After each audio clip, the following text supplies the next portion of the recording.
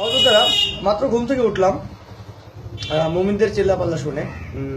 সকালবেলা আমার এক ভাগ্নি জানালো যে আমাদের বাড়িতে অনেক লোক গেছিল এবং আমার আম্মুকে হুমকি দামকি দেওয়া হলো যে তারা বাড়ি পুড়িয়ে দিবেন এবং আরো বিভিন্ন উস্কানিমূলক কথা। যদিও আমার বাবা মা আমাকে ত্যাগ করে দিছে, ত্যায্য করে দিছে, এরপরেও মুমিনরা থামছে না। তারা ফেসবুকে হুমকি দামকি দিচ্ছে, বিভিন্নভাবে হুমকি দামকি দেওয়ার চেষ্টা করছে।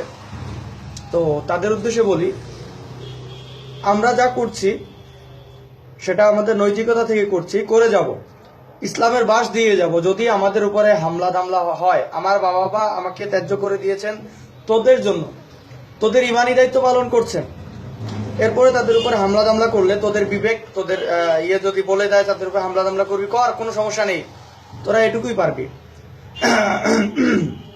আর জামতলিতে মিছিল হবে এবং সেজন্য নাকি কয়েক হাজার মানুষের প্রস্তুতি হয়েছে, আমরা যত খবর পেলাম। তো ভালো কথা, করুক। আমি চ্যালেঞ্জ করলাম, যদি আমাদের বাড়িতে বা নিরপরাধ মানুষের উপরে হামলা হয় তাহলে কোরআনের উপরে প্রস্রাব করব। আমি নিজে কোরআনের উপরে প্রস্রাব করে ভিডিও আপলোড করব। তোদের মুহাম্মদকে, তোদের নবীকে প্রতিনিয়ত তোদের ভণ্ডামি আমরা তুলে যাব।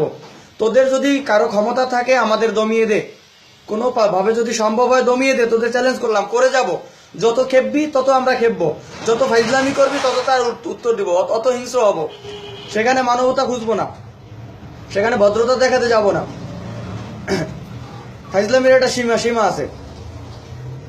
আমরা আমাদের কাজ করে যাচ্ছি, আমরা গঠনমূলক সমালোচনা করে আসছিলাম, কিন্তু তোরা আমাদের উগ্র হতে বাধ্য করেছিস।